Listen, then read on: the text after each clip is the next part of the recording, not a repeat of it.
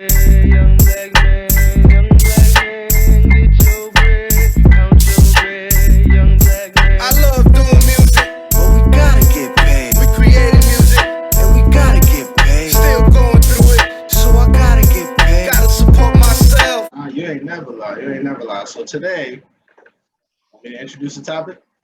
Yeah. You got this one. All right. So today we're gonna run through constructive criticism, competition, losing.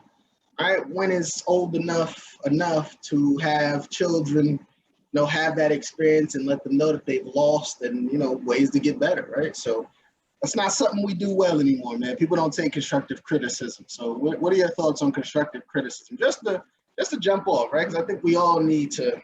That's a necessary thing, but I feel like the older I get, the more people are not really too open to it. I think people hate any type of correction. You feel me? Correction and direction. So, and that includes constructive criticism. I think in the culture now, if somebody, lends advice or, as we say in constructive criticism, we get the, oh, now you just hating. Like, and that hurts us in so many aspects of different things. Music being one of them. We both say music plays an important part of our lives. Not like we're artists or anything, but music can affect your mood and day. And there's no room for you to tell a younger artist or up and coming artist like, all right, I like this, but I didn't like that. This wasn't good. This was bad. This was amazing. Without them, they just hating on me. You feel me? Yeah, so I think there's an art to constructive criticism. In my profession and in yours as well, dealing with people from a coaching aspect, oftentimes you have to provide constructive criticism.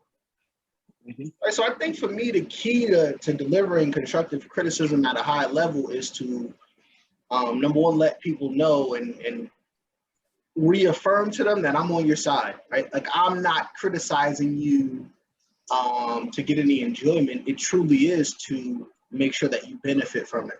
And in our cases, as a coach or as a mentor, right, like my job is to see you be the best you can be, ultimately for selfish reasons, so that I can look good at what I'm doing, right? So if I tell you, yo, that was pathetic, that's horrible, right? Like, don't take it as disrespect. And I think that's a great segue to the point of what's the line between constructive criticism and then have you crossed the line to disrespect? Or as there's no line, whatever. As long as the criticism is constructive, can it be disrespectful? No, absolutely. There's a line. There's ways you talk to people even with the constructive criticism. There's certain lines you don't cross, like when you get to the point of name calling and stuff like that, and that's a line. But you can tell somebody, that was trash or you were trash at that without it being name calling, because I'm not telling you you're trash as a person. I'm telling you what you did was trash, or your performance was trash, or your attempt at a certain feat was trash. And yeah. And so there's a line before disrespect, but on the same token, people don't allow their kids to be coached tough anymore, or they may not intervene. But I mean, I'll say this on a lot of different podcasts. I said it, and I'm gonna keep saying it. But kids these days, they just soft, to no fault of their own. Like our makeup didn't change, but I want to say maybe parenting techniques changed. Coaching techniques change. We baby certain people and certain players, certain athletes, or teaching technique change. We baby certain students for whatever reason, and it's breeding a softer culture as a whole. Or maybe some people may say emotionally aware. Let's say that. Yeah, I would say I have to disagree because I think the makeup did change because the way we approach a lot of these things. So like, I think I'll kind of move it into this direction. The concept of the participation trophy. I don't know. Maybe you tell me if I was wrong. I don't think I've ever gotten a participation trophy. Like, I feel like I've gotten second or third place trophies, which can sometimes, to people who are overly competitive, feel like participation trophies. If you're not first, you're last. But I don't think I've ever gotten a trophy as like the worst person in the game or the worst person on the team, and they was just like, all right, everybody gets one. I don't know if I ever got anything like that. I think they've been around for a while. I want to say I might have received one or two, like the whole team get a trophy for playing, but still our mindset was different. Yeah. Like it wasn't like, yo, we didn't, but that came at the banquet. Like the team gave you a trophy to be on a team. The league didn't do that we were part of. But if your team had a banquet, sure, we'll, thank you for playing, thank you for this, that, and the third. But nah, like I don't like that idea of participation trophies. Cause now if you getting a trophy just for being here and I'm busting my ass to win and I won, and I get a trophy, like what did I win? Like we both got trophies now. You feel me? My trophy might be a little bit bigger, but you don't deserve nothing. One of my favorite commercials, and I forgot how the commercial went completely, but I remember at the end, one of the guys told the other guys, "You can still get ice cream," and then the other guy goes, "With sprinkles? Nah, sprinkles are for winners." And I actually say that a lot. Sprinkles are for winners. Like so, we can't create a society of people like, as long as I show up, I'm good. Nah, be out here to win. And so now that's my point is everybody's getting trophies these days, right? Like, and I think we even see it not even as kids. Like, okay, children, maybe you might have a point. I can be swayed to give a 6-year-old a trophy whether they win or lose. Right? I guess the important question at that point would be, okay, well, what age does that stop? Because it does need to stop.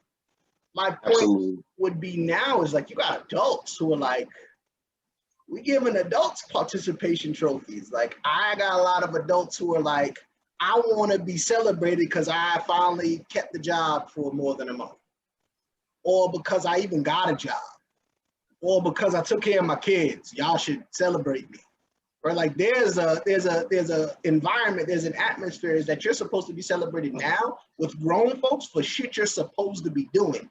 And you shouldn't be rewarded for what you're supposed to do.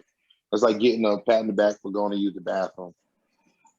I mean, listen, if you look hard enough, you may find that, right? Because I think that is a thing. Like you got a lot of adults, and again, it could contribute from the social media era is you post what you would seem a win online and everybody's liking it and everybody's, oh, that's congratulations. But really it's like, you should have probably did that 10 years ago. I just telling you, congrats, you're adulted today. That's part of being an adult. Like you got to do that. In my line of, in one of my jobs, like people, I'm gonna say something that's borderline. It's gonna be borderline controversial. We're gonna jump into it. Like so, I work at like I said, I don't never say my job name, but it's pretty much physical. It's physical labor, right? And I'm not against equal opportunity employment. I'm not. But you're really about to go there. Chill out. All right, go ahead. Where is this going? But there's certain things on my job that women won't do. Not gonna say they can't, but they won't do. Now that's a man's job. I shouldn't have to list that. That's a man's job. But yet and still, you want to make the same thing as me. Well, then that's just not fair. Oh yeah, you going there? Go ahead. I mean, no. So if you're doing the same thing as me, by all means, get that bread. But if you're not doing the same thing as me, why should you be paid the same? Or if you're being paid the same, why do you have the right to go to HR and complain, oh, that's too heavy? That job's for men to do.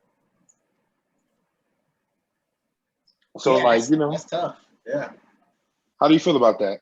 No, that's tough. That's like you said, that's extremely controversial, especially in the environment that we're in. And in some respects, I would agree, but let me take you down memory lane. Do you remember these two kids? They lived on Belgrave, and once upon a time, they went around the corner to play basketball, and they met these two women.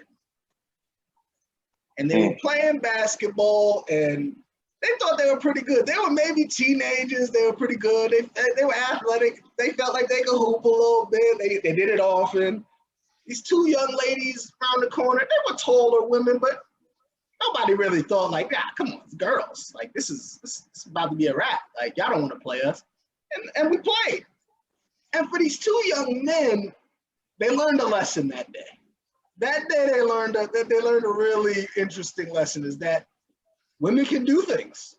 Women can do things because those women proceeded to beat the brakes off these young men in basketball. So I tell that story. All right, so wait. Before you get too deep into that story, I want to clear something up.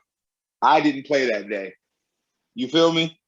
That was you and one of the other young gentlemen that lived around the Say corner. nothing about you No. or me. I I just want didn't to even clear put that up because nobody's name. I feel like if I'd have played, it would have been a different story. But they definitely, I was there, but I just didn't get picked to play. All right, I'm not somebody even else. saying But that's a whole different story for another time. The point is, these young men, as I stated, proceeded to get the brakes beat off them by these two females in basketball. Pick and rolls, quick, washed them completely all the dropping way buckets. up. So On I Claremont, we guess on Claremont. That's the name of the my block. rebuttal to your statement as like, well, women should or who shouldn't. I think the haves, and this is kind of my problem, one of my problems with society. I think the haves have to make room for the have-nots. And so if we're talking equity and equality the way that we are and the way that I think our society is heading, those girls knew that they had superior skill. I think they was like international players or something. WNBA. I want to say they were college players or something like that. It was something real. They played the sport at a high level, right? And so for us in that moment, or for them young men in that moment, they could have been like, "Oh, this is not fair. You have an unfair advantage because you are qualified to a certain degree that I am not." Even though I didn't know that going into the game, or those young men didn't know that going into the game, they were unsure, right? And so I think that's kind of always been like where I'm pushing. And I think that's the conversation when we get into like the WNBA versus the WNBA and what they're paid and what the differences are. Well, excuse me, as my thing acts up. Well, no. I don't have an issue. Like I said, my issue isn't if you can do what I'm doing, I'm not mad at you. Get your money. So WNBA, if we can get the views and the like the crowd, by all means, they should be paid the same. But even if they can't, so if they can't, you don't think that they should be accommodated similarly to their NBA counterparts. Well, let's talk about that. You got to think a lot of that money comes from like NBA players getting paid or MLB getting paid or different athletes getting paid. It comes from stuff like ticket sales, marketing, endorsements, things like that. Yep. Well, if you're not bringing in the same ticket sales, how could I afford to pay you as an owner? So that's a great question. And again, this is where I have to go, right? Because I think capitalism, aka competition, we have breeded this energy where it's like if you can't generate it, then you don't deserve it. But we don't stop to take a look at all the other factors that contribute to the reason that it's not happening the way that it is happening for the WNBA as it is for the NBA. Right? Obviously, there are a lot of factors that make the NBA a more lucrative business situation. Let's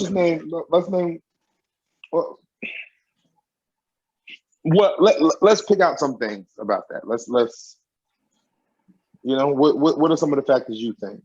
All right, so obviously the society in and of itself, right? Men started in positions over women quite some time ago, and those mindsets have never changed, especially when it comes to athletics, right? And so there's a barrier there that a female athlete has to jump through that a man does not. Right? Number two, the encouragement to do that, right? Like I don't know that when we were growing up, or even maybe when my mom was growing up, and my mom played ball. My mom was a tall lady. I don't know if that was what was pushed on young girls when my mother was growing up. And so for young boys, it was like always be an athlete, right? So again, there's another factor where we are ahead of them, right? And I think I can continue to name them, but there are many issues. So men got a head start in how it's come along and evolved. Absolutely. No, I agree with that. So my point is now you can't say 2021 like, oh, all that other stuff happened. Nah, ticket sales, you got to figure it out. The men are figuring it out. How come y'all sport's just not as interesting? Well, no. See, that's not my point when I say that. My point is, like I said, just can't afford to. Like I may want to, like example, I coach. I say this a lot: a full contact women's football team, the Mississippi Lady Panthers. I would love to pay them women to do what they do because they playing football just like the New York Jets. They I there's don't 11 know people. about just like the New York Jets, but I get What you. I'm saying is there's 11 people on the field. Yeah, They're taking the hits. We had a girl break her femur. yeah. That's supposed to be the strongest bone in your body. Her femur broke. We've had torn ACL, torn Achilles. So they're playing the same sport. But so I would love for them to get paid and make this their living. But how could I? How could the team owners? Yeah, well, that's the question. So again, let's go back to the haves and have-nots. Here's your responsibility for the haves.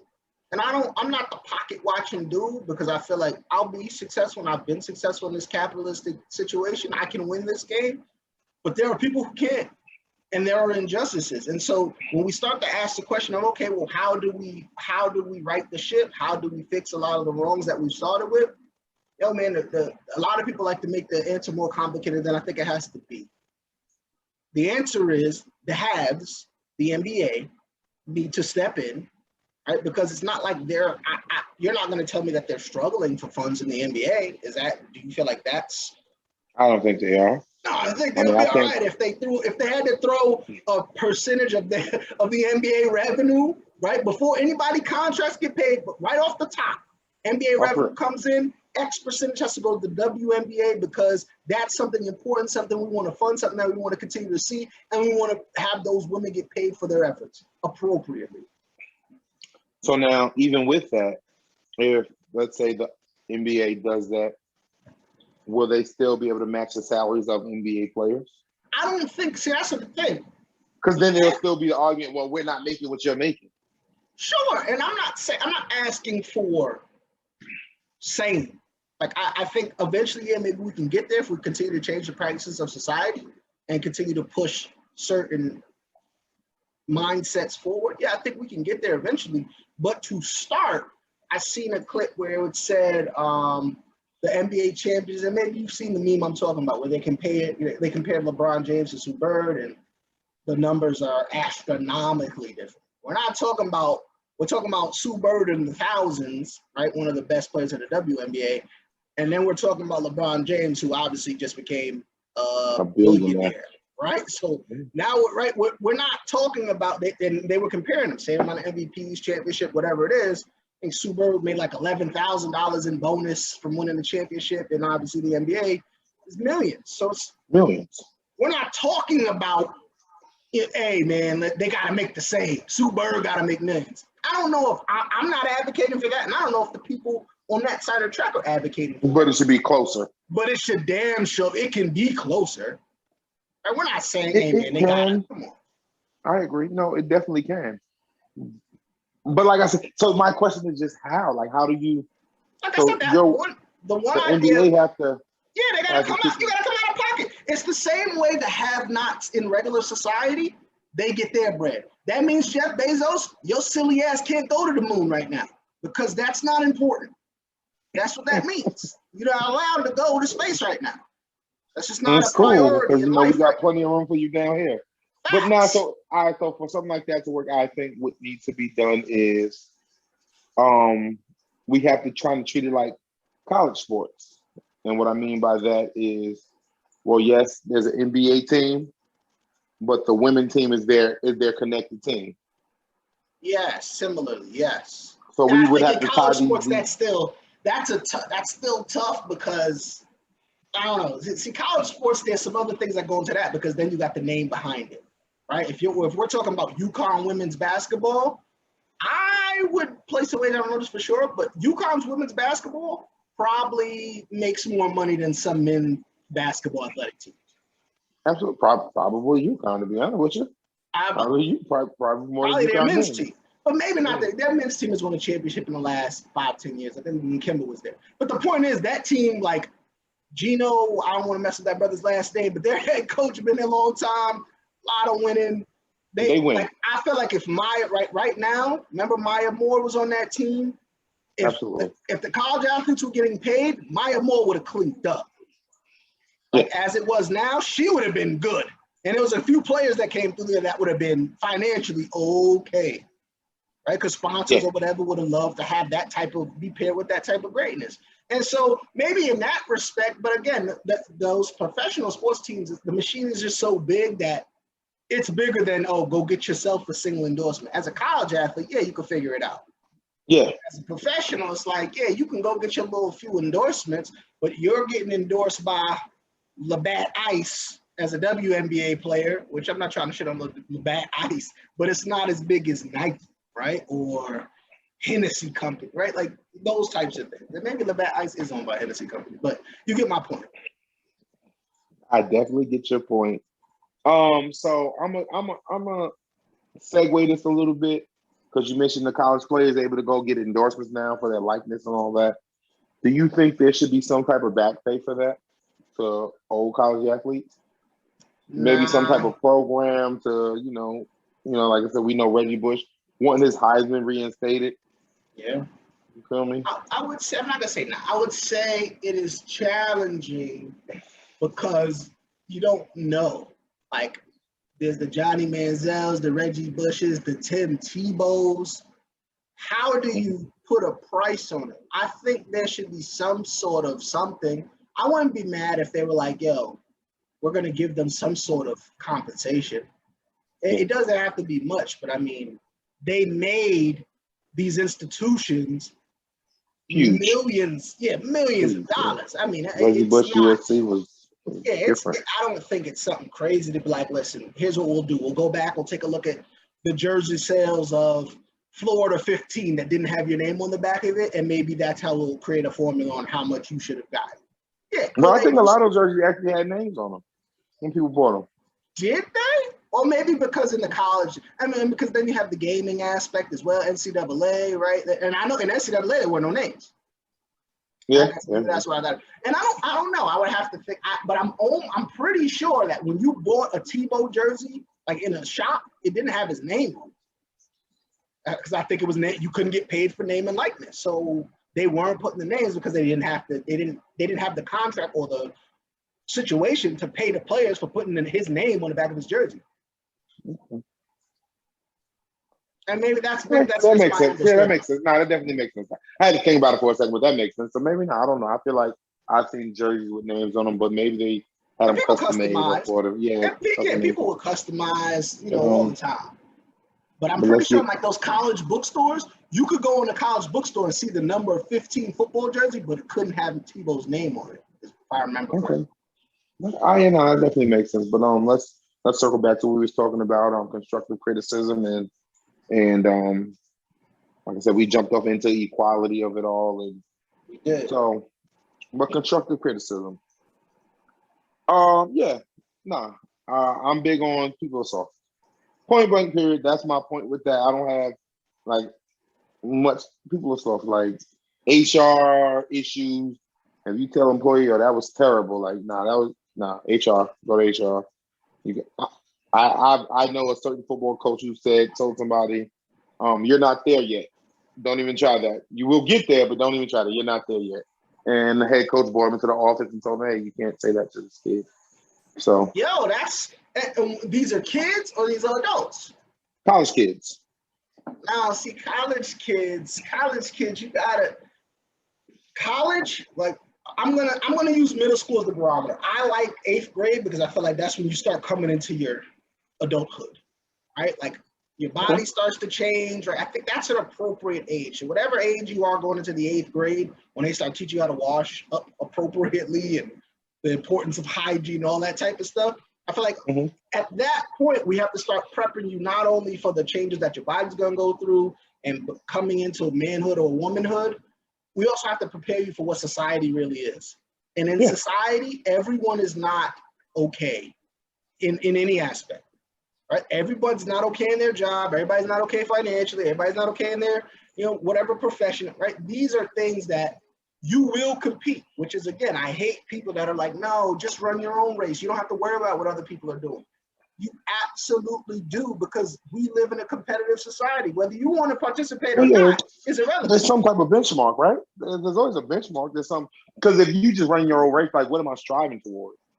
Exactly. You know what I mean? So They no, there saying definitely it's should you be versus something you you. say. They're saying just be better than you were, which is like, no, because you're not going into the job interview against yourself. There are six Mm-mm. other people who want the job, and they're Yeah. going, right? You're competing against them. Whether you want to or not, you are. You might not even see him, but you're competing against them. This is a fact. And so you don't fool yourself into thinking that, oh, I'm just not going to compete. Of course you are. You have no choice. That's the system that we live in. And that's so funny because my lady often tells me, like, you're just so competitive. That in life you have to be. I have no choice. Like, yo, honestly, that's what people may not want to admit it. They may not say it out loud. They may not want to acknowledge it, but life is winners and losers. Reese Bobby said it best. If you're not first, you're last. And I'm not saying that's right. Like, I want to be clear. I'm not saying that that's the right way No, to do no, it. no. It's life. Because it creates, it does. It creates this caste system of have and have nots. And if you have a group of haves that are super greedy and definitely don't want to make the competition fair, now that gap grows. Now the have nots are creating resentment. Those are the foundations of revolution. Right? So Yeah, this thing can spiral really crazy if it's not done correctly. but even with that being said, it should create I want to do better. Like I'm gonna grind it until it's better. Like you said, it creates a gap. But your grind should be close the gap, like not just run my race. Now we're gonna close this gap. So I'm gonna run my race. I'm gonna win. But when I win, I'm gonna pull people with me. That's what we try to do with prosperity. You feel me? We try That's to pull true. like-minded people along with us. But I feel And like go ahead. I feel like not all the haves necessarily have that energy. Because the reality is there are always going to be haves and there are always going to be have-nots. But Absolutely. I think the problem we have right now in our society is that the haves are they just eat it. And they don't really, it's not important to them that the have-nots have a chance. We're getting to a point now where we're still having a debate that $15 an hour is still, oh man, no, $15 an hour. But not so. Even with that being said, let's say we just said with the haves and have-nots. You feel like you just said, well, they're just gonna eat regardless. But that should be a lesson to be learned. You feel me? So we may be able to look at what they're doing, like, yo, they're doing it this way. Well, maybe I should, try So it let this me way. ask you a question then. If that's your mentality, let me ask you a question. In your lifetime or in any moment in history that we've seen, when has there ever been a moment when everybody was up and everybody was winning? There never will be. Exactly. And so we're not talking about the few of us who can go turn from have not to have. There will always be have and have nots. So if that is the case, the haves now have to create the atmosphere and environment that being a have not maybe is not necessarily being a have not. Maybe it's like, yo, I'm sustainable. I'm okay being a have not. We've gotten to a place now where some of our have nots, it's getting bad for them. And so now we're not talking about competition. Now we're talking about the game is rigged and y'all are perpetuating a certain cycle that people cannot climb out of. That's true. No, that's absolutely true. But so how do you fix that? How do you at what point? Not how do you fix it? It turns into this. As you see, we quote a lot of movies and shows and songs. Yeah. But Leslie Child said, either you give it to me or we take it. Which is what I just said about revolution. Yeah. Come on, that's not good. No, we don't drop the R word. We don't drop the R word. Yeah, no, that's what I'm saying. That's what I'm trying to. And this is our warning. This would be my warning to the haves, to the politicians, to your wealthy, to your 1% who aren't paying taxes the way that they should. You're playing this game and you think people forever will just lie down and just take it. And history does not support that is going to be the case. History supports that, okay. But now here's the question. I have my levels. I'm going to reach my limits. And when I do, it is what it is. Is that a concern for you or the haves? Like, are you concerned for yourself? Or are you concerned for your have? Well, me, as I call right now, I would say my status is I'm transitioning. I started as a have not, but I am rapidly approaching, my have status. But I am not foolish enough that once I get there, that if I can take advantage of the system built for the haves, that I should.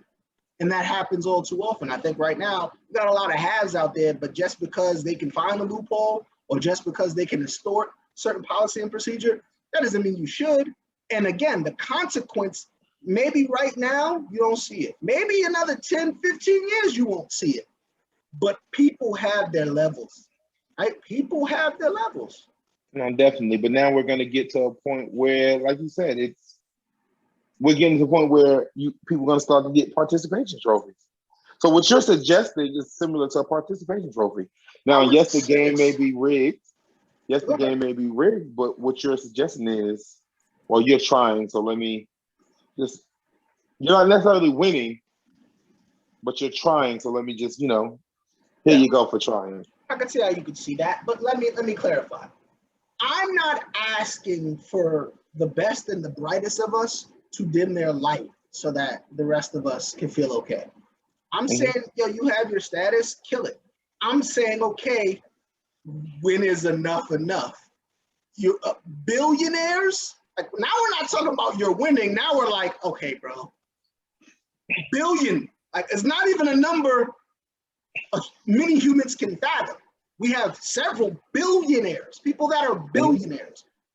That's not like, oh, I just won and now I'm better, right? Again, so when we're talking about LeBron and Sue Bird, right? We're not talking about, oh, you got a bill, you just got to cut me half because I tried.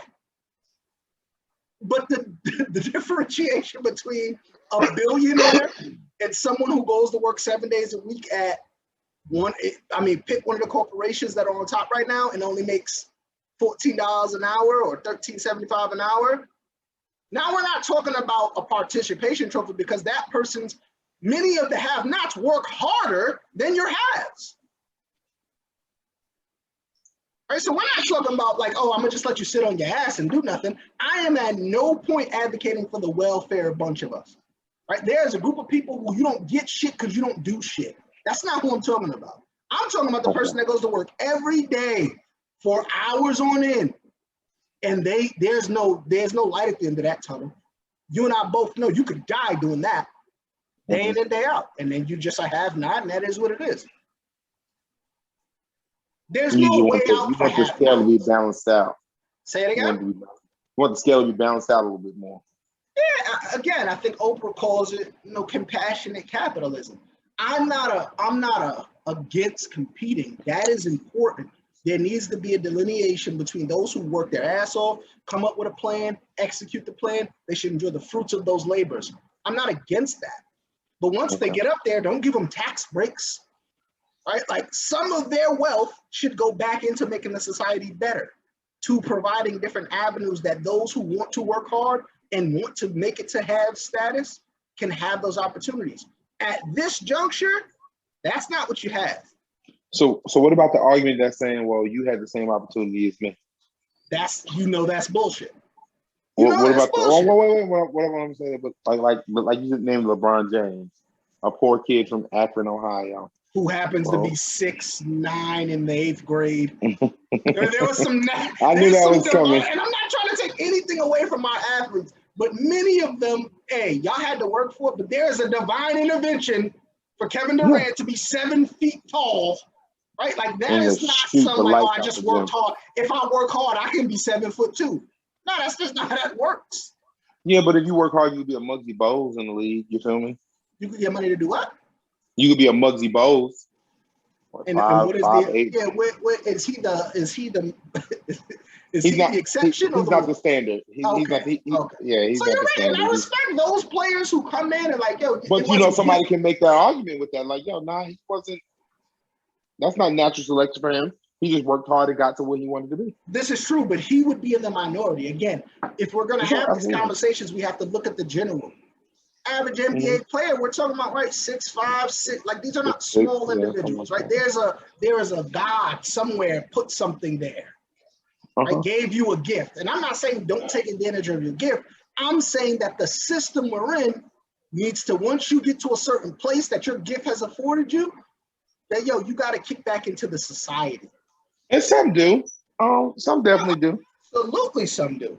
some have camps and put money into the school that But they in came the from. same And breath that I say that, why does it? Why? And maybe it's me. Why do I feel like every time we look around and you turn on the news, things are not getting better for the have-nots? Kind of just seem to be getting worse for all the contributions from the wealthy that you always hear about. Because it's not the first time. We've always heard like, oh, they got a camp and this person's doing this and da-da-da-da-da. But I'm 32 years old. I haven't seen a change. And if I have, it's for the worse. no, absolutely. But I'm not sure. I'm not sure that because the economy still hasn't changed for us, for the have-nots. You know, they're still Meaning? making their $8 an hour working at McDonald's.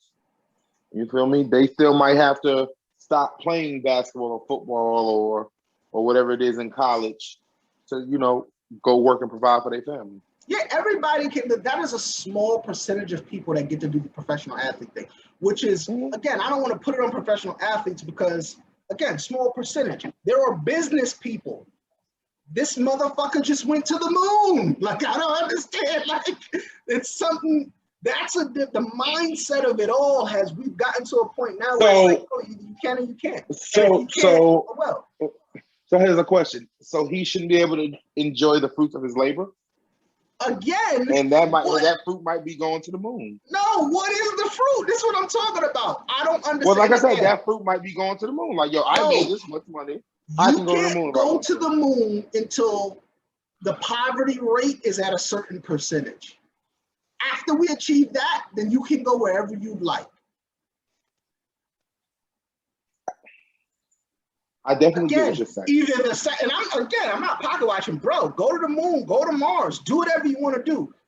I would say at this point, I want to serve as a social barometer of sorts to tell those individuals who are in power, you will acquiesce to changes that need to be made so that the have-nots feel that they have a chance, or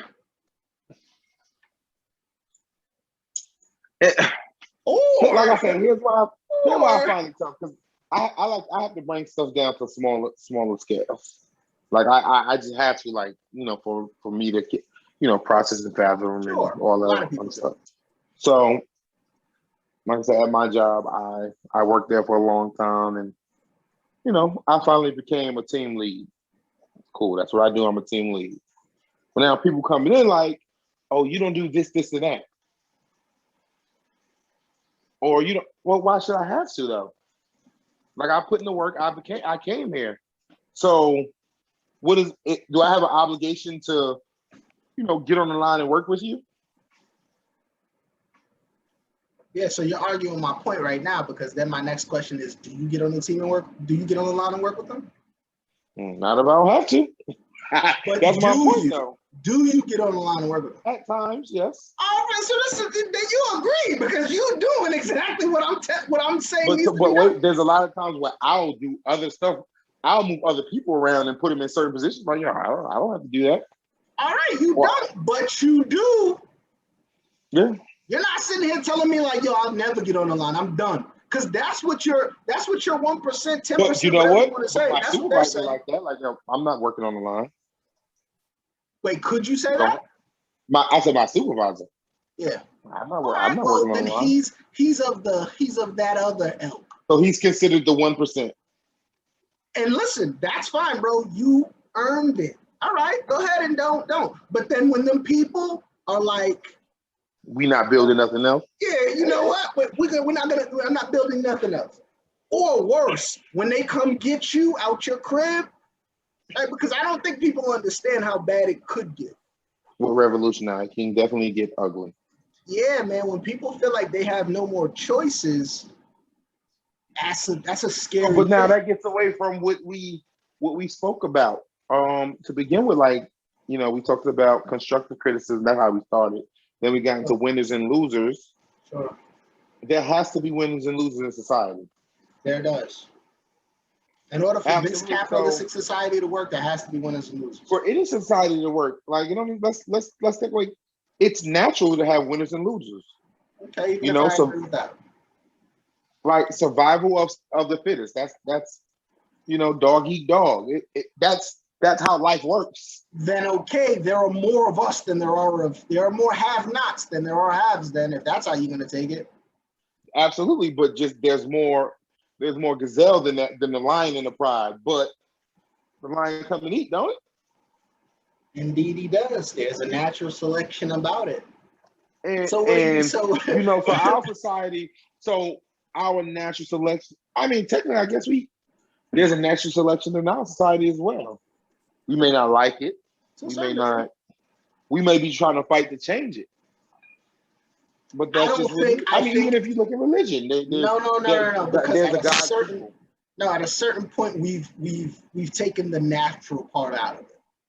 Right? There have been individuals that have passed down generational wealth. Right? There's no natural when you impose slavery. They got that advantage from exactly what happened before. Unfair advantages.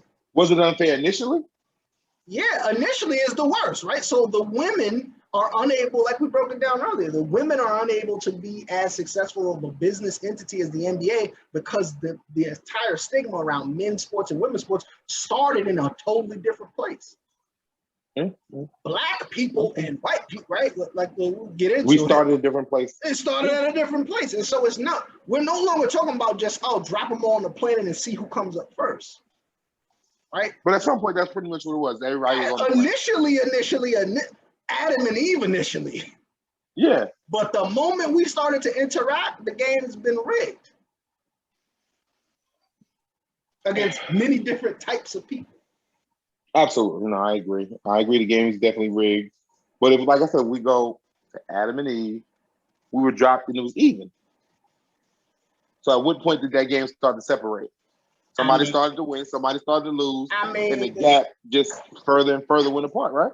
The points in history you can, right? First it was religion, right? There's these man-made, right? You got a lot of things started to move. Jobs and gender roles in society.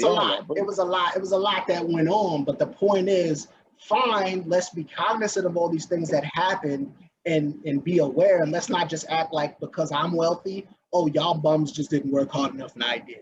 I have the money, y'all. There's more people outside. Right? Like that is a mentality that is like it helps you sleep at night, but I think you have to ask yourself, how much truth is in that? Absolutely. How much truth is in that? And again, I think everything is a percentage-based game. I'm not here to take away from any of the juggernauts and titans of societies. Many of them have, you put the players together, you executed them, you deserve the fruits of your labor. Even if I think the fruits are dumb sometimes. It's your fruit, do what you choose. But there's another group of people over here who, not necessarily happy that, I'm living paycheck to paycheck and I work at whatever store and I can't get health benefits appropriately.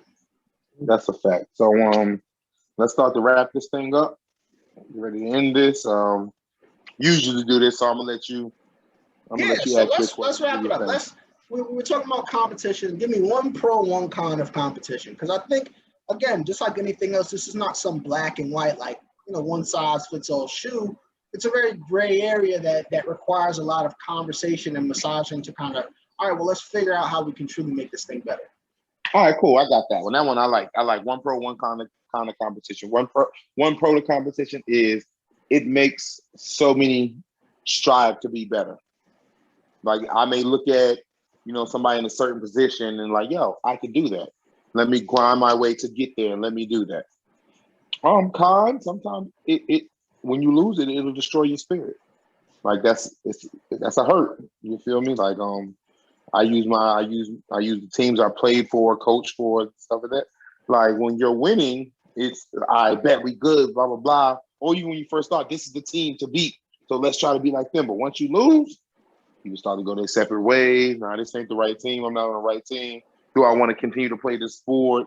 This, that, and the third. So those are mine right there. It creates a grind and a drive in you, and also it can kill something too.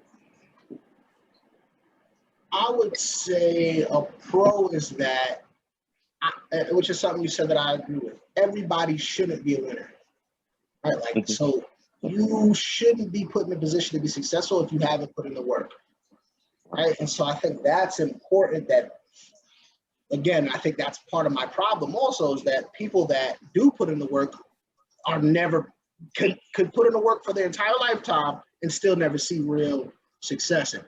Right. So I think that's part of my problem, and a pro for me is that no, I don't think everyone should, but the ones that put in the work should, and that's not what we have going on. The con, I would say, is broader scales, that competition, the system, and capitalism, the thing that we're living in now forces many people to think that you have to struggle in order to be successful. Like there's got to be some sort of pain and misery before you can be successful. And I don't know if that mindset needs to be pushed anymore. I'm thinking lately that is something that needs to be questioned, is that, like, damn, if I want to be successful, I have to pour and I have to struggle and I have to damn near kill myself to get there. I think that is, that's a notion that I don't think is healthy for many people. And I think it's something that many people can't live up to.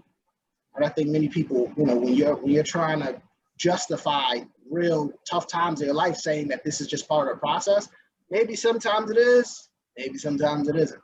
So I would just say, be aware of, your process, quote unquote, and make sure that, that what you're going through is truly necessary to get where you're trying to go. Okay. I know this podcast is all done. All done. See y'all later. Y'all be safe.